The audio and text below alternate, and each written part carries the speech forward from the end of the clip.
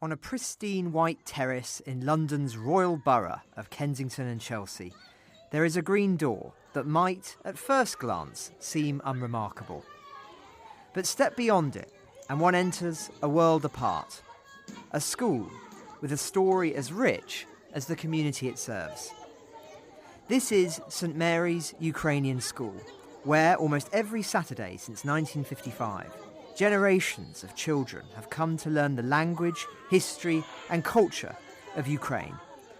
It is the largest institution of its kind in the UK, a cornerstone for the Ukrainian diaspora in the capital. Before 2022, it catered for approximately 250 children of Ukrainian descent living here. Then the full-scale invasion happened, and everything changed. I'm Francis Durnley, and this is a special episode of Ukraine, the latest.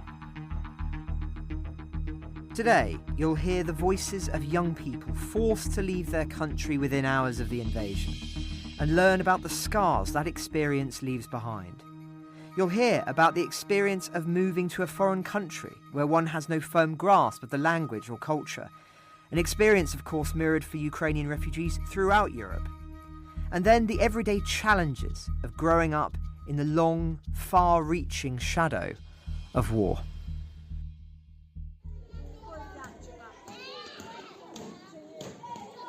Arriving at the school on a beautiful Saturday morning, one is struck by the energy of the place. Children of all ages dashing through the corridors, the walls covered with colourful artwork. One piece is especially striking, a collage of the world made up of hundreds of drawings of people, animals, sunflowers and homes, many of them sketched in the Ukrainian colours of blue and yellow. It is a collage of memories of life before the war, and of a hopeful future for one without it. The younger children have many such dreams. My dream is for my mother to come back. I would love to celebrate victory of Ukraine with my friend in Magnitsky. I want to be a superhero to help Ukrainian soldiers. I want to take a plane to Kyiv. I wish the war never ever happened because it makes me really sad.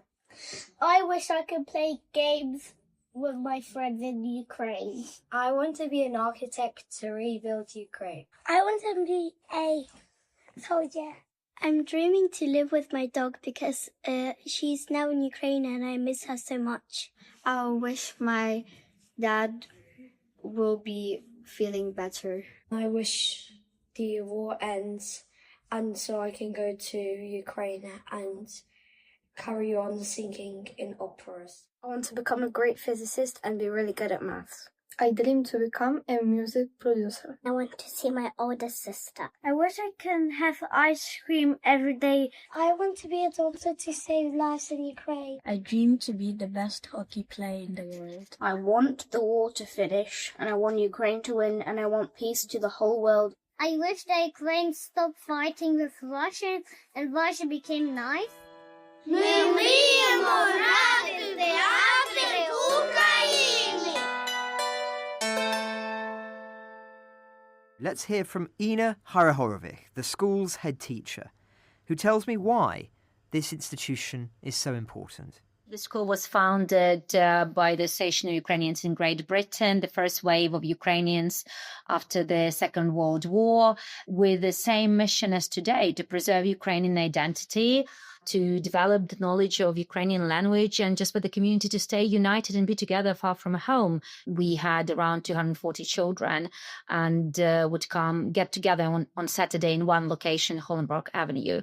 So since the 24th of February 2022, we today look after 2,500 displaced children. We've expanded into 12 more locations. So today we are in 13 different locations across UK. St Mary's offers many classes, but gives a particular emphasis on teaching children about Ukrainian culture. Ukrainian language and Ukrainian studies, particularly with cultural element, is quite important in the lessons. So firstly, we try to preserve that because being in new cultural environment, they very quickly forget the environment they've come from, their identity, the Ukrainian identity element. So it's important to embed that into Ukrainian literature lessons and all the studies we have.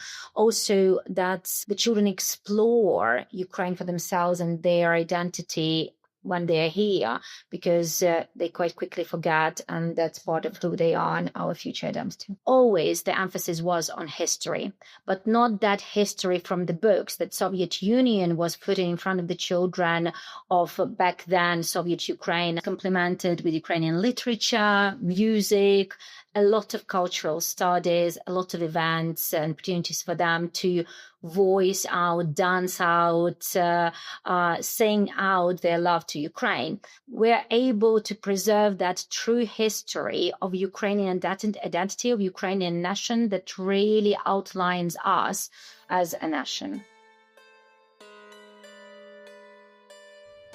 Let's hear now from a group of teenagers at the school I spoke to, all 15 or 16 years old.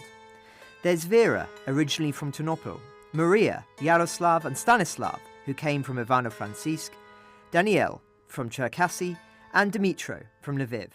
So at the very start, 3 days in the war, my parents decided that my mom and I would need to leave. So we went to the evacuation train, and here's where the story starts. I had a really big backpack. I packed my Xbox, all my devices and stuff. But there was a huge crowd. There were like thousands of people at the station.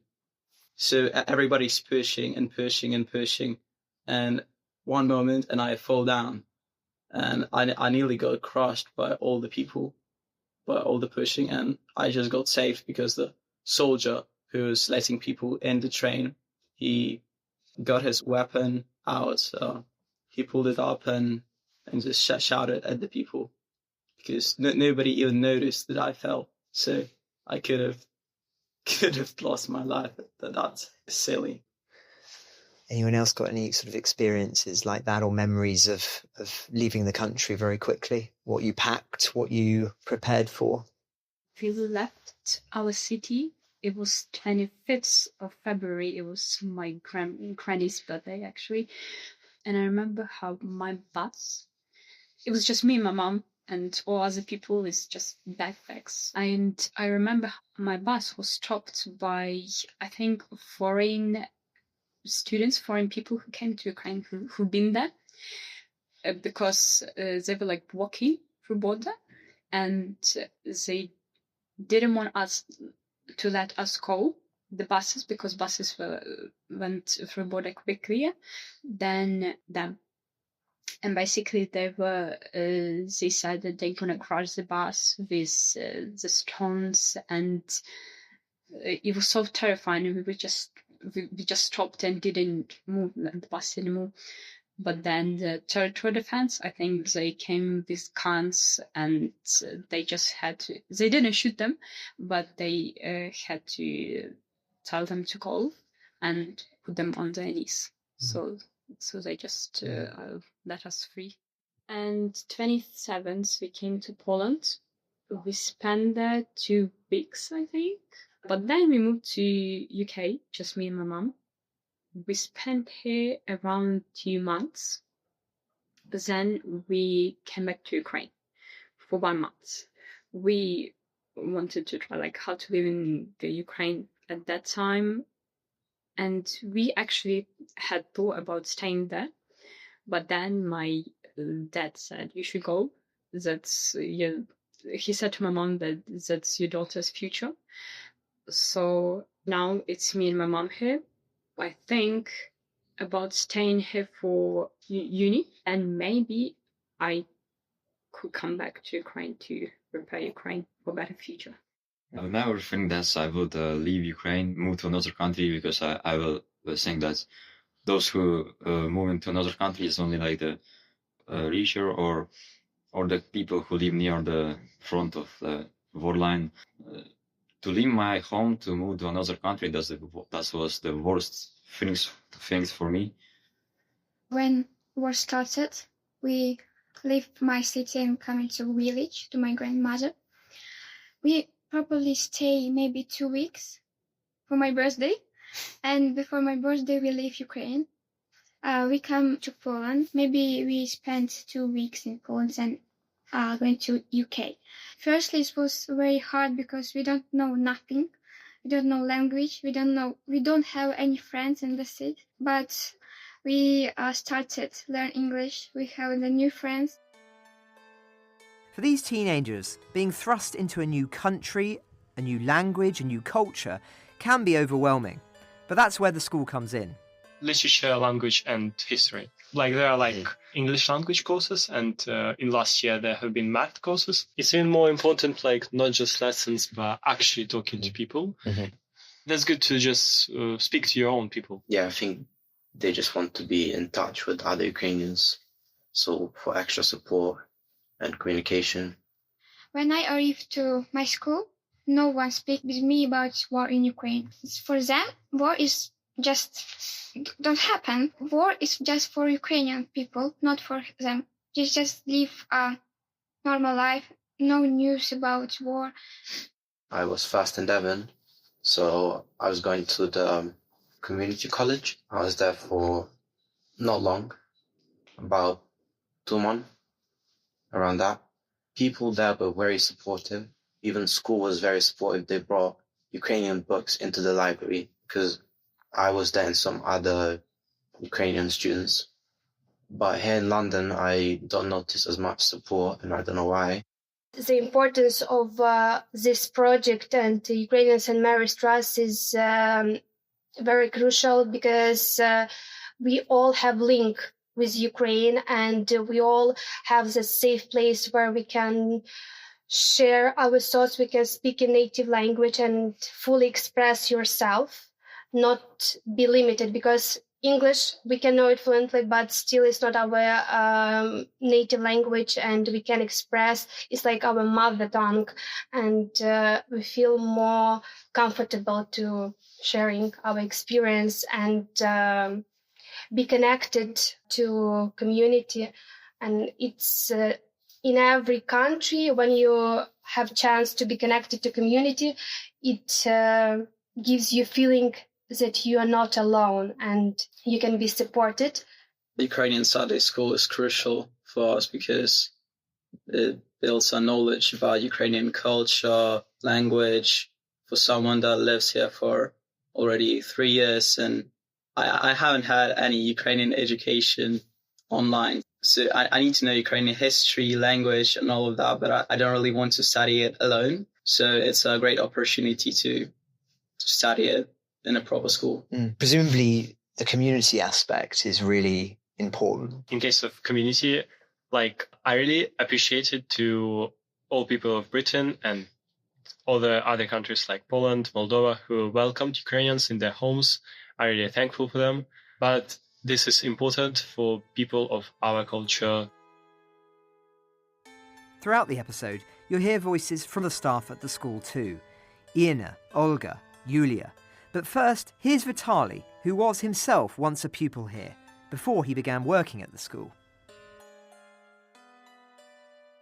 I joined St. Mary's Ukrainian School in May 2022. And I remember the first day when I entered the doors and I saw the huge queue outside. And the first thing when I entered the Horn Park location, I was like, wow, I can hear Ukrainian.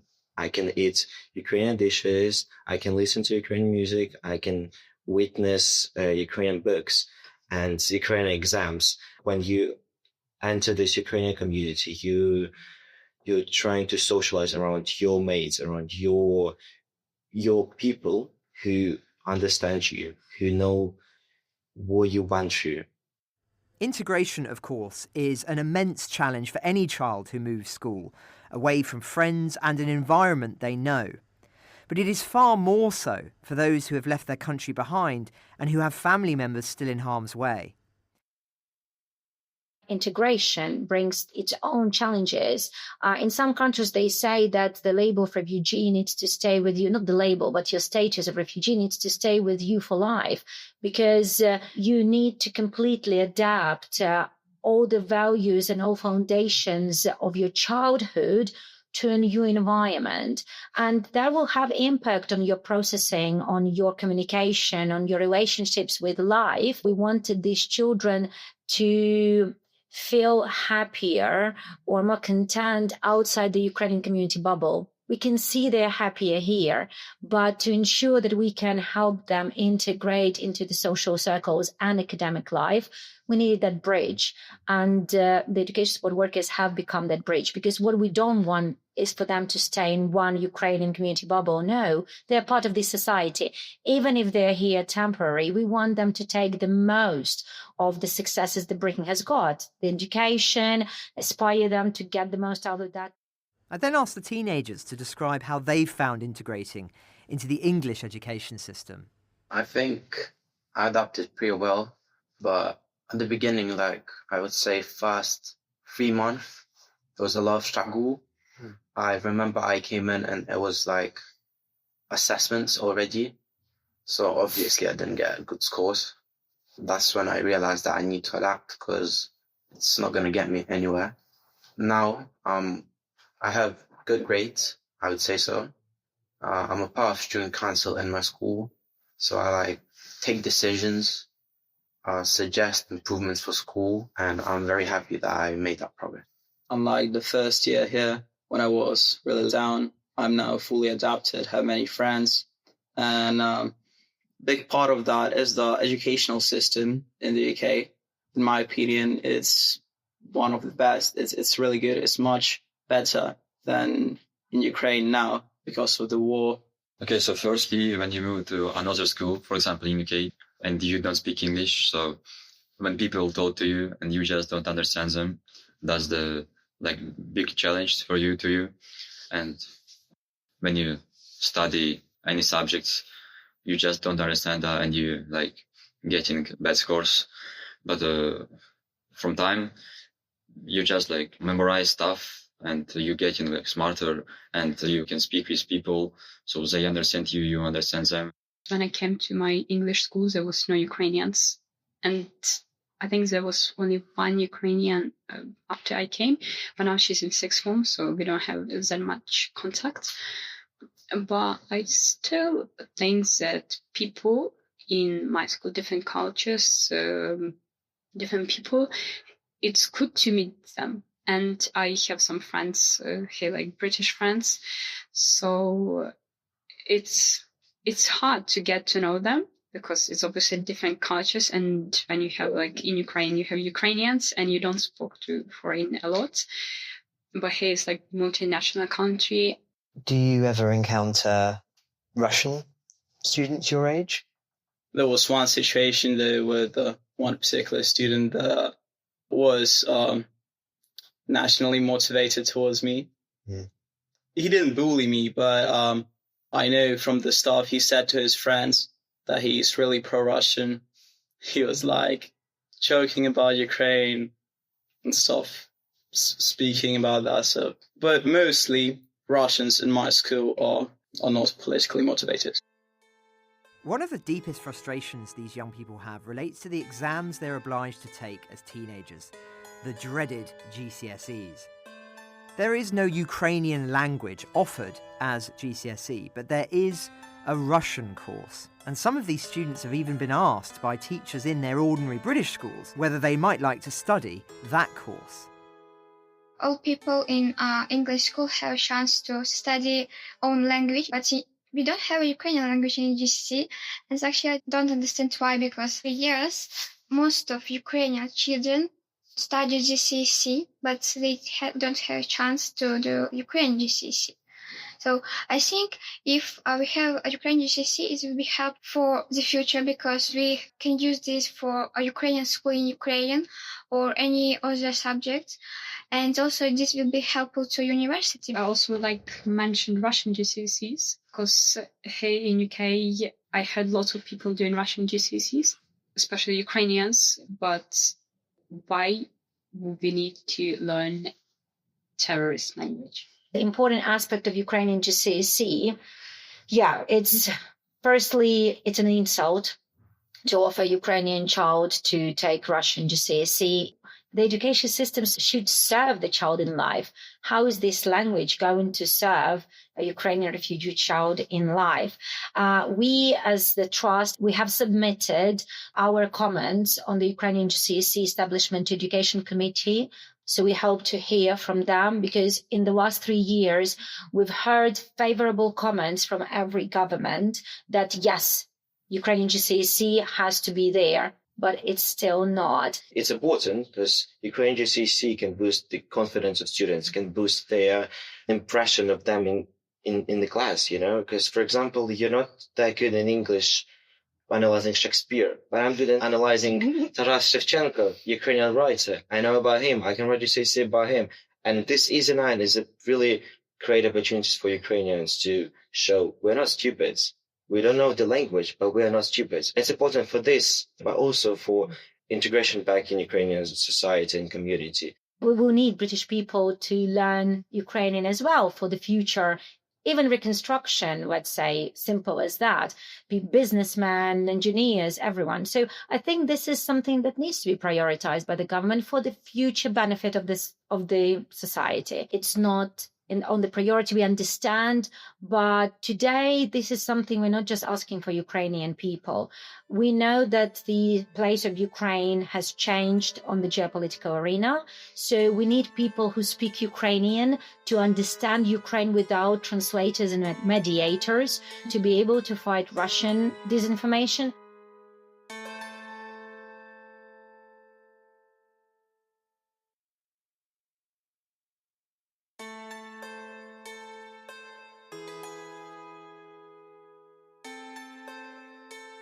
But it's not all about learning.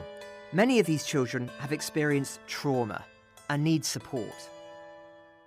I have 55 children under my care, which I meet weekly, once per week, and we screen them. Then we have teaching trauma recovery techniques and how to reduce stress, how to overcome anxiety, how to be Ukrainian in these new circumstances. Sometimes it's just gathering them together, so that if there are a couple of students from Ukraine once per week, it helps them to be with other students on the same experience, of the same background. They share their stories. They have the possibility to speak their language.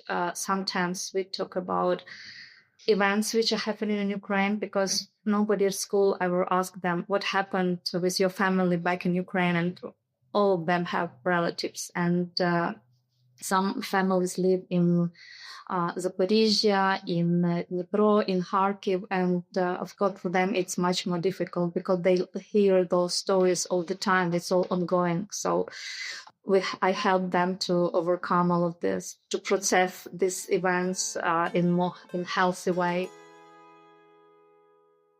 When I joined bridge school, my mates were asking, "Oh, where you're from?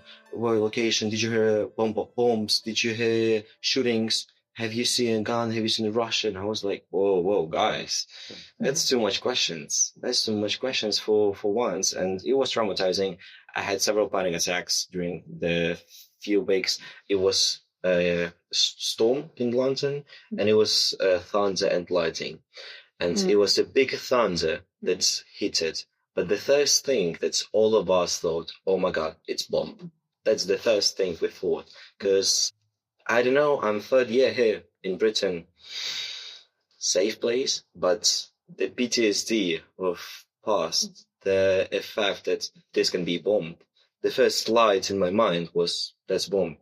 I'm not from Donetsk region, I'm not from the east part of Ukraine, but still, that's feeling, that's that's scary. That's just scary to bear in mind. So the war has been experienced by some of the children twice. Like, for example, for Elena, for her, the war started in spring 2014 and then repeated again. So she's from Kramatorsk and Donetsk region. And for example, that is the same for her students in year 6 that she's teaching. They've been living in the war for 11 years out of their 12 years of life. So it's that transgenerational long trauma that they've been carrying with them. So at least here at Simaris Ukrainian School, they can find some relief. They can reestablish themselves. They can splash that out. That is where the release of all these traumatic emotions can come out. We've reported on the podcast many times the uncertainty around visas for Ukrainian refugees, which makes it difficult for families to plan long term. Uncertainty is the antonym of happiness. That's evidently proven. You cannot build your idea of tomorrow. How can you imagine yourself happy or satisfied of what the future is going to be, or that tomorrow can be taken away from you? So because of that, there is complete lack of trust to the society, to humans, to everything that life brings to them. So trauma has been weaved into their life.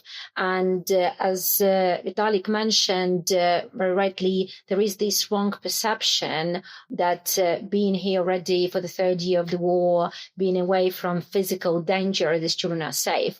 Of course, and we are very grateful, they are physically safe, but they are far from being safe with their mental self, because the re-traumatization is continuing. These children leave the war through the relatives in the war, for their direct members in Ukraine, through their homes being targeted, through their future being targeted, their parents or their moms here not knowing if their marriage is going to last another year of separation. With so many parents fighting on the front line too, almost all Ukrainian children know of tragedy.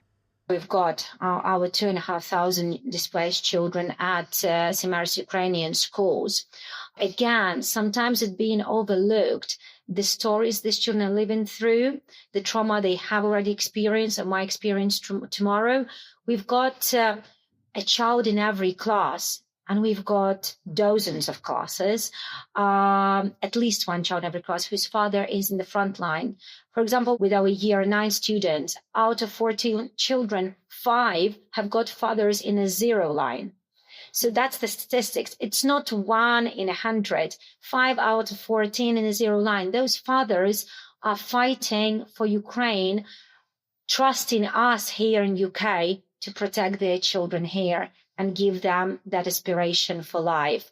For example, I think of a boy who lost his father in Bakhmut, and him and his mother couldn't even go and say goodbye because his body is still there. They hope we'll be able to do that soon. There are a few such cases we've got. We think of a family, for example, where the father is Russian. I can say was Russian, because that relation broke when mother refused to hear the propaganda that was coming from the father. Luckily, she was allowed to bring her children here and is growing them with the help of the Ukrainian community to be Ukrainians she wants them to be. And those are all the broken families, the broken childhoods from whom the life has mercilessly been taken away, being still alive. Their future kind of is being taken away.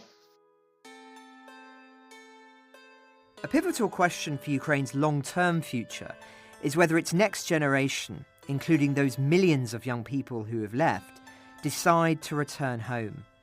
Of course, that depends largely on the outcome of the war and whether a security guarantee is in place which ensures the country can recover and rebuild.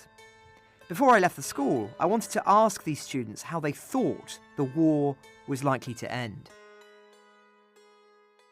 I will say stupid policy of maybe some Western countries, which just doesn't took opportunity to arm Ukraine enough in very short term and get it done quickly. And now they even send more weapons than they needed to do if they was ended much quicker. And now it's going to end maybe in 2 years, maybe 3 years, maybe in 5 years.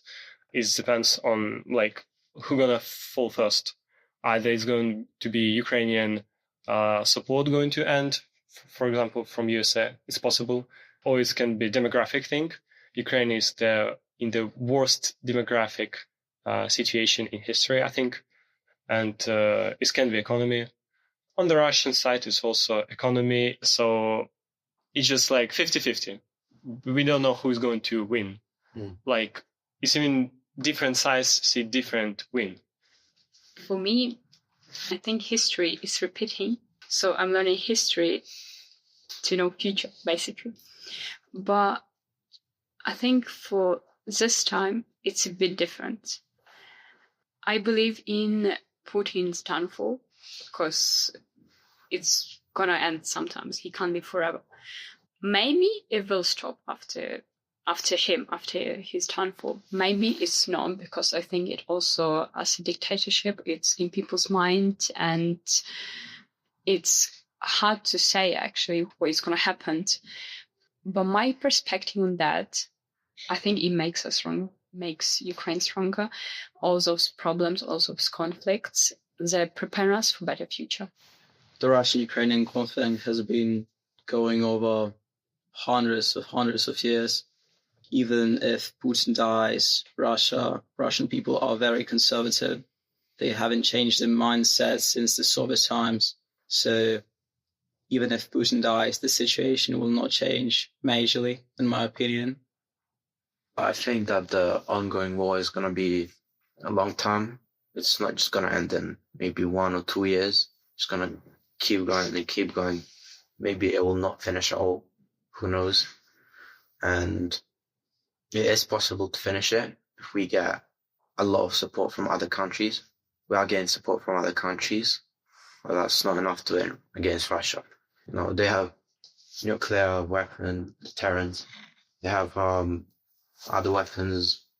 It's the largest country in the world.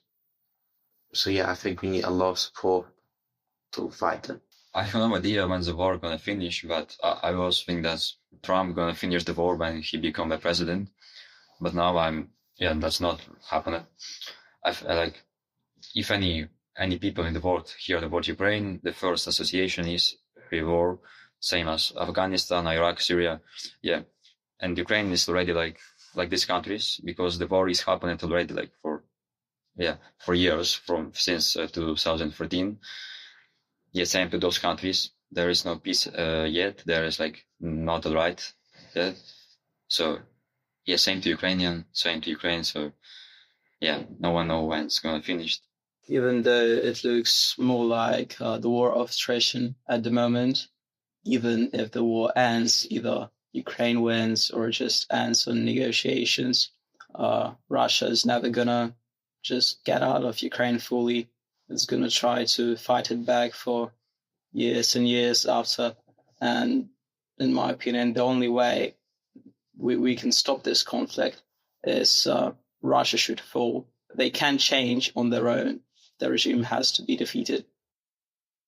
3 years is a long time when you're your age.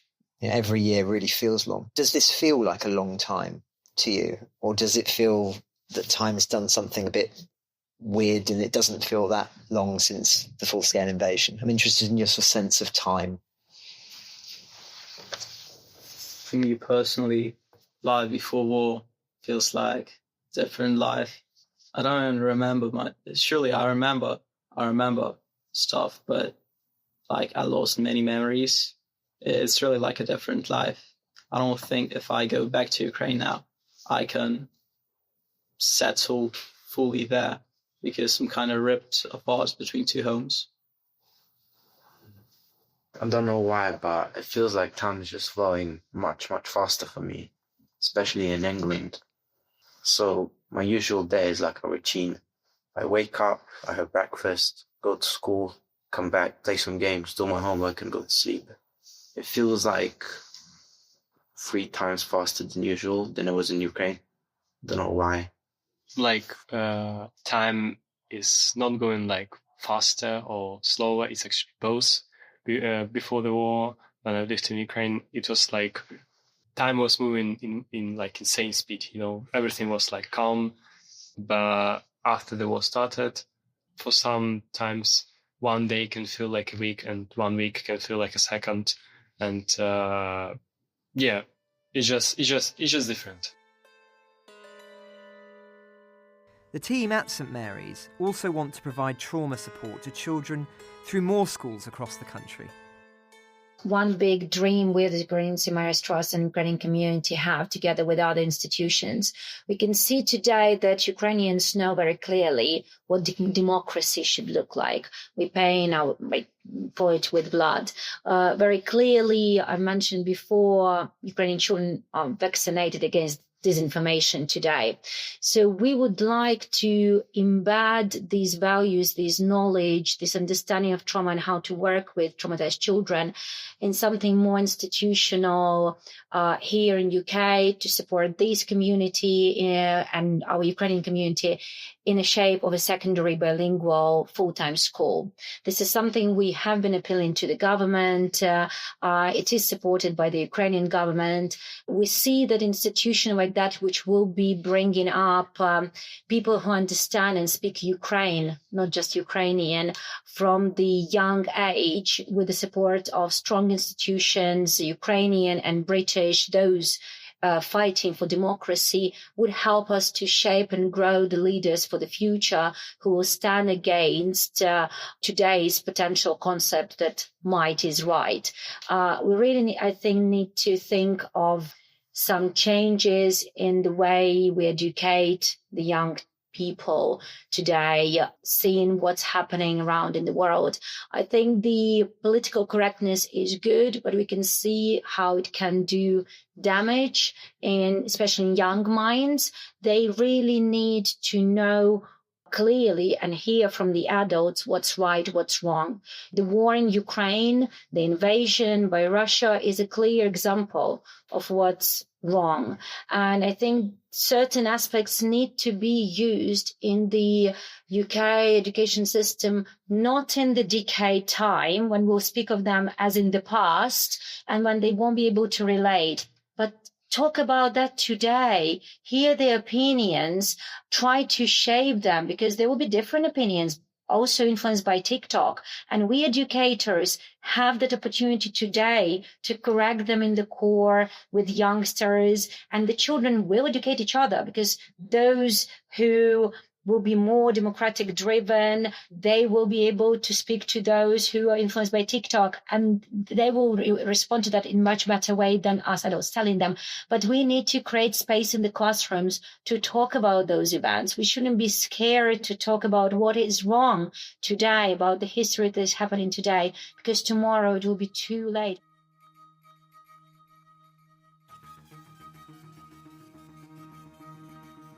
To learn more about St Mary's Ukrainian School and their work, check out the links in the episode description. A huge thank you to the staff and students of the school for having me and for sharing their memories and reflections. To quote President Zelensky, "Our culture is our weapon. Our people are our weapon. Our future is our weapon." This episode was produced and edited by Anna Johnson. The executive editors are Louisa Wells, Francis Durnley, and David Knowles.